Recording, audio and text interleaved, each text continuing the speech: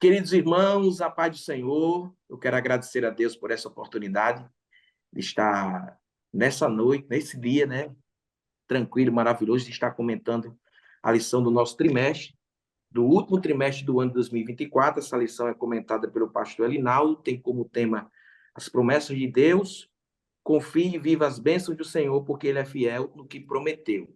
Nós iremos comentar a lição de número 3, né, que dá a data do dia 20 de outubro de 2024, com o título As Promessas de Deus para a Igreja. O texto áureo fica: Pois também eu te digo que tu és Pedro, e sobre esta pedra edificarei a minha igreja, as portas do inferno não prevalecerão contra ela.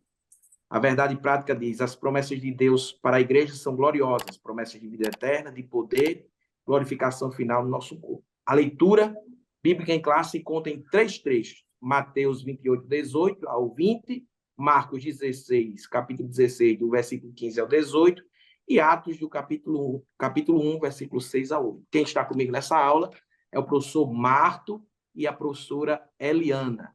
Eu quero já passar para o professor Marto, ele irá nós iremos conversar sobre o primeiro tópico, a natureza da promessa de Deus para a igreja. Eu sou Marto, é com o senhor, viu? A paz do Senhor, irmã Eliana, a paz do Senhor, irmão Samuel, e a todos aqueles aonde esse podcast chegar e alcançar, sejam todos cumprimentados na doce paz do Senhor.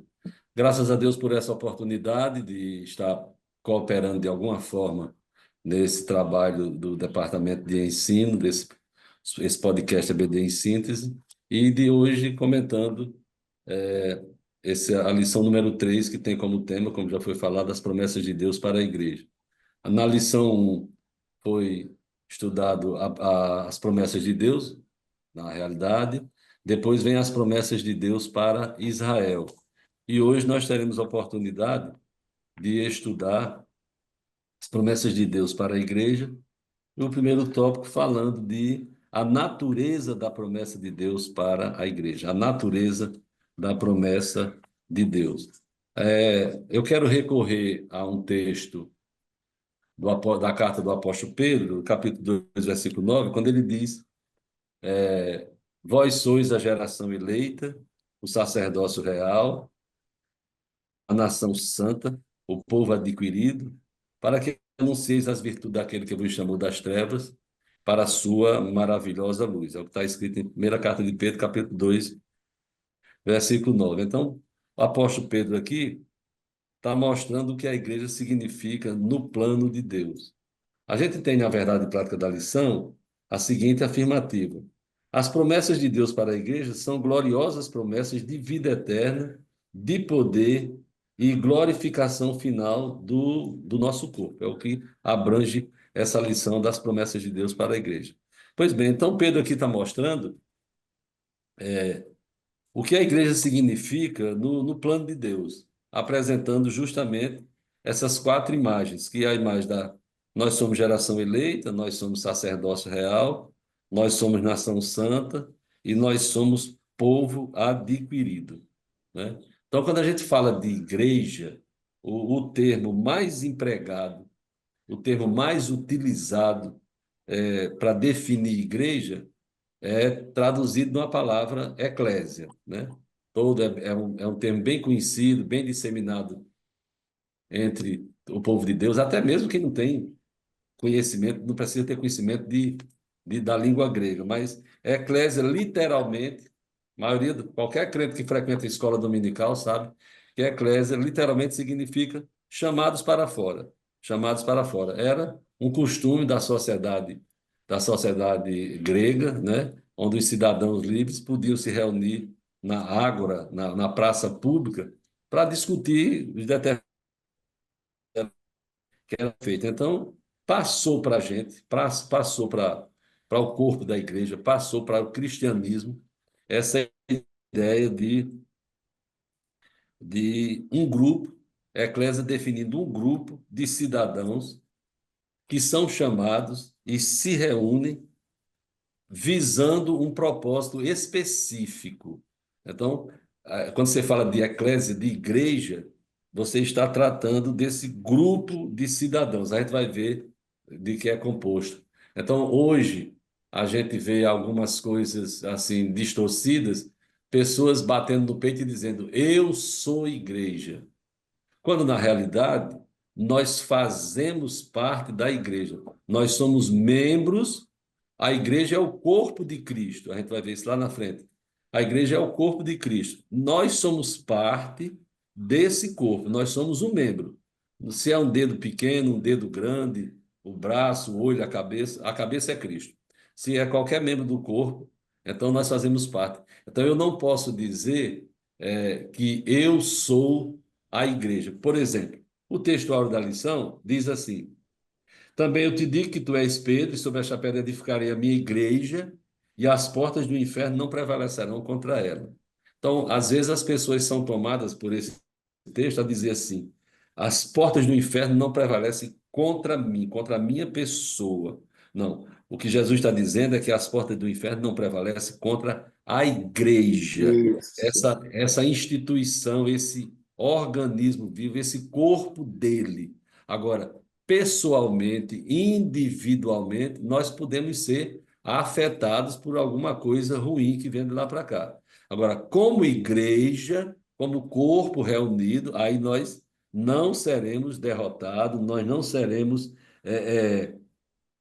As portas do inferno não vão prevalecer contra nós. Então é preciso que a gente entenda isso. E deixe bem claro assim: eclésia é aquele grupo de cidadãos que são chamados, que são reunidos, visando um propósito específico. No nosso caso aqui, refere-se justamente àqueles que foram chamados para fora do mundo, do pecado e da vida alienada de Deus. Ou seja, nós éramos escravos do pecado, vivíamos no mundo, vivíamos separados de Deus. E agora, mediante a obra de Cristo na sua redenção, foram ou fomos reunidos, né, como uma comunidade de fé que compartilha as bênçãos e responsabilidades de servir ao Senhor e, por extensão, desfrutar das promessas de Deus para a igreja. Ou seja, as promessas que Deus tem para a igreja, elas vão me alcançar, já que eu faço parte desse corpo místico e espiritual de Cristo chamado igreja. Eu saí do mundo, deixei a vida de pecado, me reconciliei, ou Jesus me reconciliou com Deus. Então, agora, certo? Cristo, eu creio na redenção que Cristo fez na cruz do Calvário, e agora eu estou reunido numa comunidade de fé para compartilhar bênçãos, compartilhar trabalhos, compartilhar responsabilidades, serviço a Deus e, obviamente, desfrutar das bênçãos que, porventura, é, venham sobre a igreja, sobre aquele grupo, e aí a bênção pode vir para uma igreja local, para uma igreja nacional, enfim, ou para toda a igreja. Portanto, quando a gente fala de igreja, refere-se primariamente não à instituição e cultura, né? Mas refere-se às pessoas que foram reconciliadas com Deus mediante a obra salvadora, a obra salvífica que Cristo fez na cruz. E agora nós pertencemos a Ele. Nós pertencemos a Ele e nos unimos e nos reunimos para adorá-lo em espírito e em verdade, como Jesus disse lá para a mulher samaritana. O Pai procura adoradores que o adorem em espírito e em verdade. Então, portanto, a igreja se refere justamente a isso. São essas pessoas, nós, é, irmã Eliane, irmão Samuel, irmão Marco, Arlete, enfim, nós aqui, que estamos debaixo da promessa de Deus, somos essas pessoas, somos nós que formamos aquilo, a igreja. E nós somos chamados por vários nomes, né? Pastor Elinaldo coloca isso no seu livro, mostrando que nós somos chamados por vários nomes. Por exemplo, nós somos chamados de irmãos. Por quê? Porque com o sacrifício que Cristo fez na cruz para nos resgatar, nos redimir, aboliu toda aquela separação. Paulo, escrevendo aos Gálatas, diz: nisto não há judeu, não há grego, não há servo, nem livre, não há macho, nem fêmea, porque todos nós somos um em Cristo Jesus. Ou seja, aquela parede de separação que havia, que fazia a divisão entre judeus e gentios, essa parede foi abolida em Cristo. Então nós somos chamados nos tratamos como irmãos, porque não tem mais essa divisão, né? Nós não temos mais essa divisão ou que faz ou essa parede que faz a separação. Como igrejas, como igreja, nós fazemos parte de um corpo. Nós também somos chamados de crentes. Olha os crentes, né? O pessoal se refere a gente. Ali tem os crentes. Por quê? Porque reflete a doutrina característica que é a fé no Senhor Jesus. Nós cremos em Jesus Cristo como Redentor, como Salvador, como aquele que fez a nossa reconciliação com Deus no sacrifício da cruz, nos resgatando dessa vida que a gente vivia escravizado do pecado, segundo as concupiscências do mundo, longe, distante de Deus. Somos chamados de crentes. Também somos chamados de santos. E aí isso às vezes incomoda o pessoal. Por quê? Porque nós somos não apenas separados do mundo, mas santificados a Deus para a obra de Deus. Existem grupos religiosos que são separados do mundo, muito mais separados do que a gente, né? Mas o apóstolo Paulo, no livro de Atos dos Apóstolos, naquele naufrágio, quando o navio estava para naufragar, ele levantou e disse assim: O Deus de quem eu sou e a quem eu sirvo falou comigo. Quer dizer, não vai se perder ninguém. Então, quando a gente fala de santo, nós não somos apenas separados do mundo, nós somos também dedicados a Deus. Quer dizer, nós somos separados do mundo para fazer um trabalho, para servir a Deus como corpo de Cristo, como igreja de Deus, reunidos, quer dizer, nos unimos para adorá-lo, para servi-lo e para fazer o serviço. Então, somos santificados para isso. Somos Professor também Martins, como até inclusive o professor Pastor Alinaldo, ele faz uma colocação acerca dos desigrejados. Para finalizar o tópico do senhor, né? Diz que não existe a expressão desigrejados se dizer que é igreja, né? Ele está Pois é. distante do corpo da reunião. É Só o para o senhor pessoal que diz finalizar assim, agora. eu sou a igreja, né? É o pessoal que diz, eu sou a igreja, que eu estou Isso. aqui, então eu sou a igreja. Não, não, realmente não existe. Senão não tinha sentido do Senhor dizer para a gente se reunir e congregar, né? Então nós Pois somos é. chamados também de eleitos. Quer dizer, nós somos eleitos por Cristo para um fim glorioso. Somos também chamados de discípulos, literalmente aprendizes, com alguém que nos instrui, inspirado por Cristo. Somos chamados de cristãos, porque a nossa religião gira em torno de Cristo. E lá no começo da igreja eram chamados aqueles que são do caminho, eles eram chamados assim Do no caminho, princípio. muito bem. Então, finalizando a minha participação nesse tópico, quer dizer, a igreja pode ser ilustrada como o corpo de Cristo, nós somos um membro, né? Os membros dele, quer dizer, como um organismo, não, a igreja como organização é outra coisa, como templo de Deus, que nós somos templo e morada do Espírito Santo, e como a noiva de Cristo que aguarda o seu noivo para ir morar no céu. Maravilha. Professora Eliana, A paz do Senhor, evangelista Samuel, a paz do Senhor, irmão Marto, a Pai paz do do Senhor Pai Senhor, Senhor. aos professores e alunos. É para nós também uma alegria, um privilégio poder contribuir nesta no podcast, né? Que é uma bênção, uma realização da nossa igreja que tem sido abençoadora. O segundo tópico, que é as promessas de Deus para a igreja, é interessante, quando nós falamos de promessa, é importante a gente ter a compreensão dos elementos que compõem uma promessa, né? Por quê? Porque isso ajuda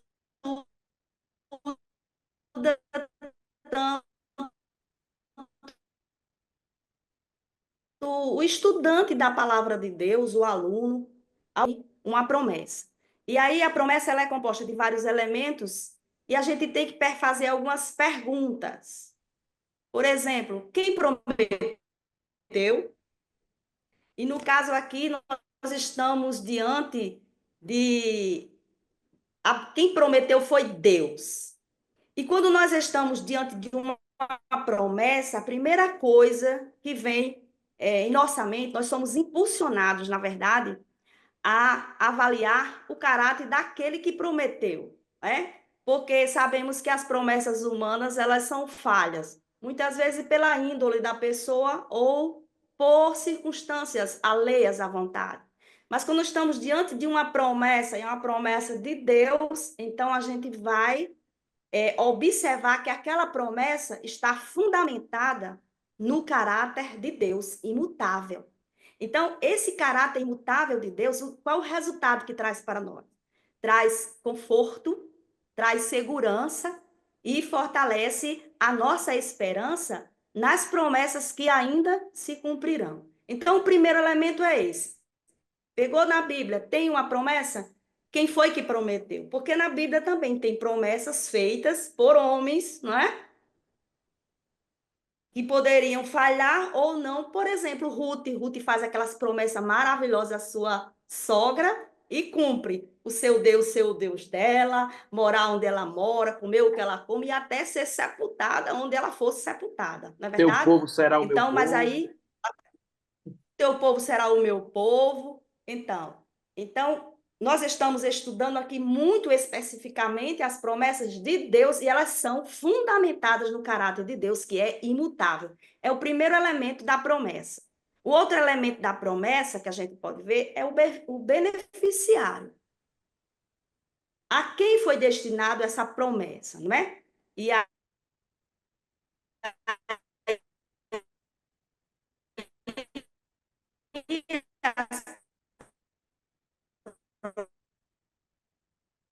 promessas de Deus, ela pode ser destinada a ação. E aqui, nós vamos observar que nessas promessas, o beneficiário, que é a igreja, que é o segundo elemento que compõe as promessas, e vai o outro elemento, é a promessa. Quem prometeu, a quem prometeu e o que prometeu. E nesta lição, nós vemos Deus prometendo à igreja, que promessa? Promessa, discípulos necessitava de poder, de revestimento de poder, diante de tudo o que passaram. Se não fosse na igreja hoje, a gente não teria forças, coragem, habilidade, inspiração e unção para pregar o evangelho do Senhor Jesus Cristo. E a promessa da glorificação do nosso corpo, que é a quarta etapa, né? A salvação, ela tem os aspectos. Quando a gente aceita Jesus, a gente passa pelo processo da regeneração, depois a gente também automaticamente somos justificados, né? Porque a nossa posição diante de Deus, em vez de ser condenado, a gente passa a ser justificado pelos méritos de Cristo Jesus e a gente passa a entrar no processo da santificação, que é diária e que vai cada dia mais a gente se aproxima de Deus e se afasta do pecado. Aí vem a promessa que ainda não foi cumprida pelo fato de Jesus não ter vindo ainda, que é a promessa da glorificação. Nós aguardamos o cumprimento desta promessa em que nós seremos semelhante ao corpo de Jesus e o nosso corpo vai ser glorificado. Então, é o outro elemento, que são as promessas. E o outro elemento das promessas, só revisando aqui, quem prometeu, a quem prometeu e o que prometeu e agora os tipos de promessa, né? Tem as promessas que são condicionais. É quando aquele que é beneficiado pela promessa, ele precisa tomar certas atitudes. É necessário a ação, exige obediência e exige fidelidade, né? Que são as condições indispensáveis para que Deus cumpra as suas promessas condicionais na vida do cristão. E tem aquelas incondicionais que a gente sabe que não depende da ação do homem, do beneficiário da promessa, como Jesus, como Deus enviou Jesus no tempo certo, né? E uma das promessas que ele nasceria de uma virgem não dependeu da ação humana, que ele nasceria em Belém da Judéia, também houve o cumprimento dessa promessa e não era necessária uma ação humana, porque ela era incondicional. E o outro tipo também, que a gente tem que avaliar quando a gente fala em promessa, é o tempo do cumprimento da promessa, porque tem promessas na Bíblia que elas são imediatas. Tem promessas que ela é um futuro próximo e outras um futuro distante. É tanto que a gente vê quando Jesus ele estava reunido com os discípulos, antes de ser assunto aos céus, os discípulos fizeram uma pergunta sobre o cumprimento da promessa de que ele restauraria o reino a Israel, né? Senhor, vai ser esse tempo que o Senhor vai restaurar o reino a Israel? É quando ele diz, olha, não vos compete conhecer tempos ou épocas que o Pai reservou para a sua exclusiva autoridade. A parte de vocês é ser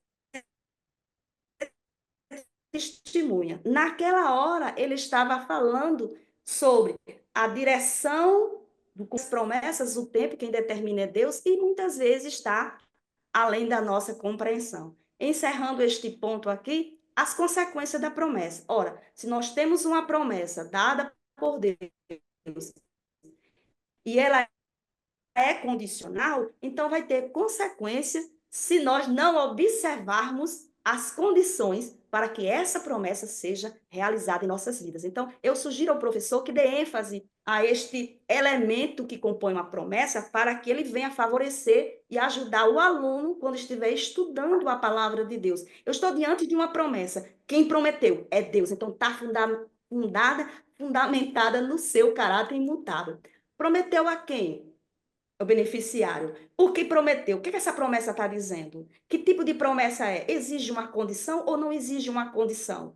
E o tempo, o cumprimento da promessa é para agora? Vai ser no futuro? Já se realizou? Isso ajuda a gente a fortalecer, a gente ter mais fé e compreender os desígnios e a vontade de Deus para as nossas vidas. Amém. Pastor Que Samuel? bom compartilhar esse, que bom compartilhar esse momento com o professor Marco. Professor Marco, se você quiser acrescentar algum detalhe importante, tá certo? Comigo, com a Sim, professora Eliana, fica à vontade, viu? ok, se precisar, eu peço, eu levanto a mão. A professora Eliana tocou num assunto bem importante aí, que se chama condições, né? E é Certo. justamente o tópico 3, fala sobre as condições para viver as promessas de Deus. Assim como aconteceu com Israel, com o povo de Deus, que Deus deu lá no capítulo 28 de Deuteronômio, falando sobre as bênçãos, sobre o que aquele povo precisava, né? Se quisesse ter o seu armário farto, se quisesse estar livre das enfermidades, estar livre das pragas, tivesse uma colheita boa, Deus ali dá condições para aquele povo. Com a igreja não é diferente. A igreja continua do mesmo jeito. Deus faz algumas exigências para a igreja para que ela possa viver as promessas. Como viver? Por que viver? Como será que eu vou viver? Então, o professor precisa que está me ouvindo, precisa entrar nesse detalhe, que a gente só está dando aqui a luz, né? É importante, o pastor Alinaldo faz questão de dizer, primeiro é preciso crer nas promessas. Pode falar, professor. Eu tô, eu tô lembrando aqui, a professora Helena falou assim, quem fez a promessa, para quem é a promessa, quem vai receber a promessa, né? E o contexto daquela promessa. Aí eu estou me lembrando, antigamente existia um negócio chamado caixinha de promessa, né? Isso. Aqui para Deus falar comigo. Claro, o nome já dizia, caixinha de promessa. Então, era fácil a pessoa pegar e tirar lá. Posso todas as coisas naquele que me fortalece. Aí, é uma promessa? É. Agora, em que contexto? Em que contexto está? Eu estou falando, posso tudo naquele que me fortalece, porque é a mais conhecida de todas, né? Eu lembro, o professor Danilo conta a história de uma pessoa que ele conheceu, que a filha estava dizendo para a mãe: Mamãe, a senhora não pode estar comendo gordura, tutano, essas coisas, vai fazer mal. A senhora já é idosa. Ela disse: Minha filha, a Bíblia diz que eu posso todas as coisas naquele que me fortalece. Então, quer dizer, é preciso, é preciso que a gente enfatize isso na hora que estiver falando de promessas, né? Porque com certeza a caixinha de promessa vai virar a baila durante as lições, né?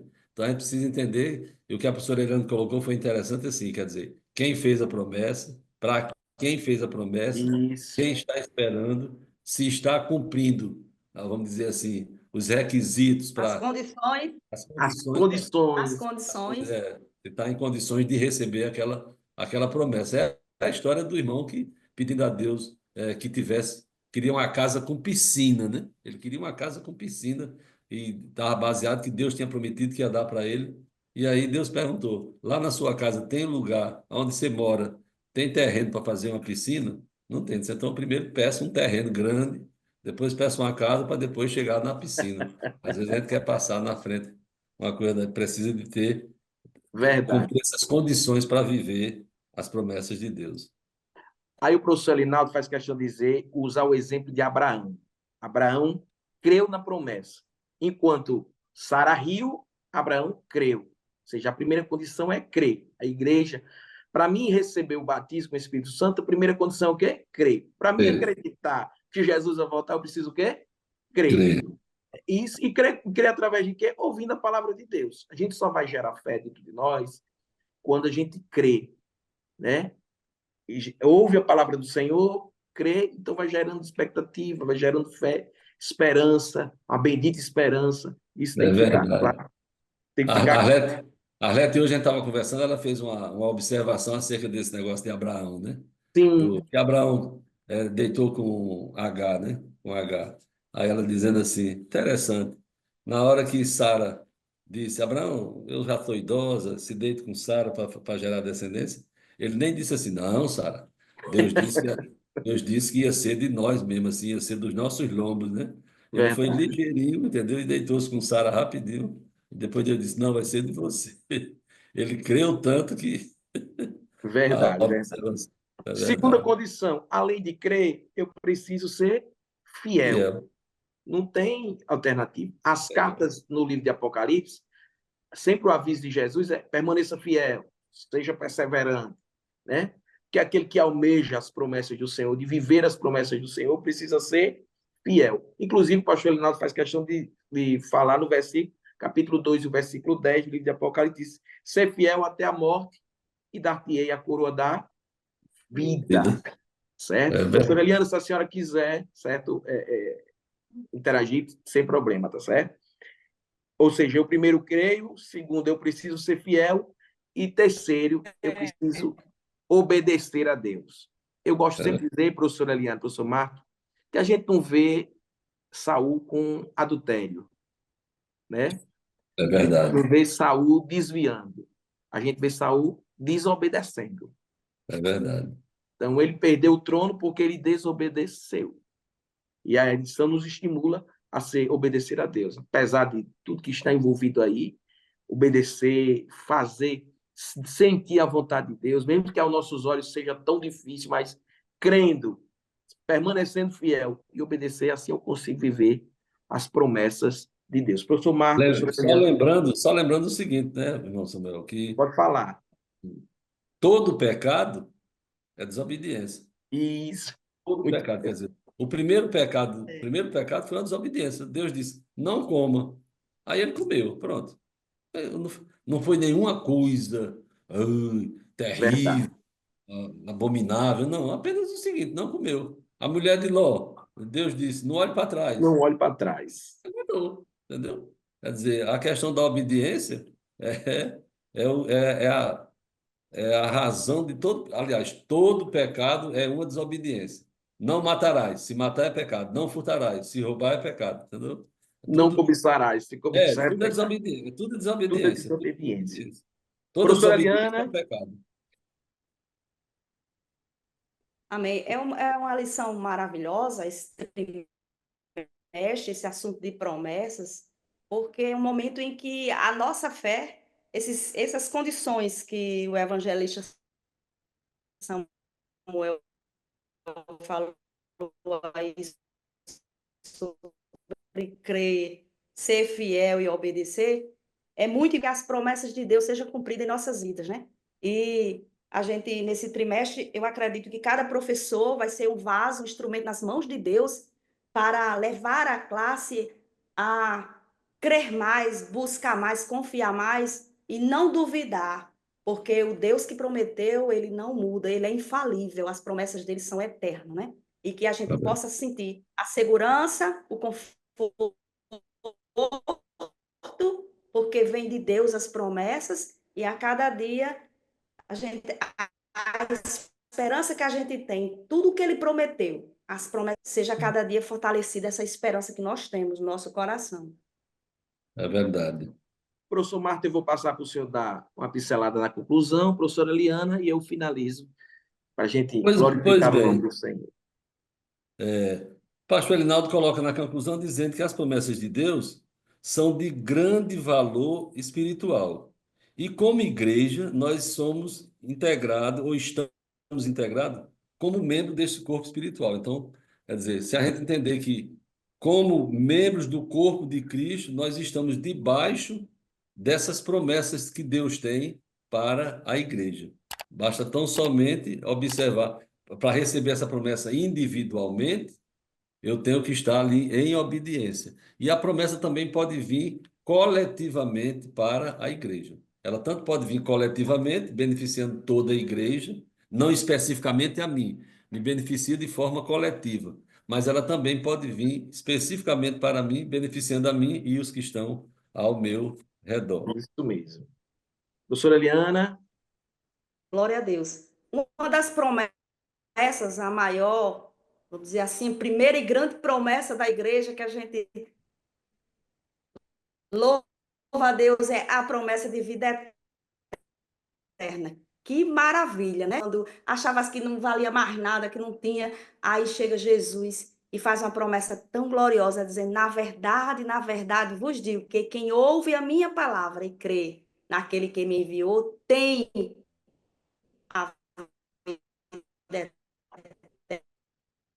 eterna. Não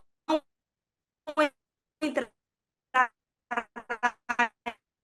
em condenação, mas porque uma nova somos recriados, não é uma questão de ser reformado, reabilitado e reeducado. Essa promessa, ela traz nós somos recriados, é uma nova criatura, e isso é maravilhoso para nós, né? amém. Eu finalizo dizendo a frase do pastor Elinaldo, já na conclusão, ele diz bem assim: os planos de Deus para a sua igreja são infalíveis, não falham. É verdade. Nenhuma promessa que Deus fez à igreja, ela ficou esquecida, nem caiu por terra. Ele falou para os discípulos ficar em Jerusalém, que ia derramar, que ia vinha o Espírito Santo e encher eles de poder. Esse Espírito Santo veio. Ele falou que vai vir buscar a sua igreja. Então a gente tem várias promessas na Bíblia Sagrada para não duvidar que ele vai vir buscar a sua igreja, porque os planos de Deus para a igreja são infalíveis. Falível, é verdade. É Deus verdade. abençoe pastor Marto, Deus abençoe a professora Eliana. Muito bom estar nesse momento com vocês. Deus abençoe. Deus faça prosperar. Eu passo aqui para vocês finalizar e a gente encerrar. Amém. Eu quero tão somente agradecer a Deus nessa oportunidade e que neste domingo cada professor, cada aluno possa crescer na graça, no conhecimento e serem edificados com esse assunto que é tão maravilhoso, as promessas de Deus. Verdade. Professor Marco, Eu agradeço a oportunidade e o privilégio de estar cooperando nesse trabalho, que para mim é tudo novo. Para mim é tudo novo, assim, em termos dessa tecnologia, mas se Deus quiser, vamos desenvolvendo, aprendendo. Há uma promessa de Deus, assim, que quem não tem sabedoria, peça a Deus, que a todos dá, é libera. verdade. Deus abençoe pastor Marco, Deus abençoe professora Eliana. Deus nos dê dias tranquilos aí em nome de Jesus. Amém.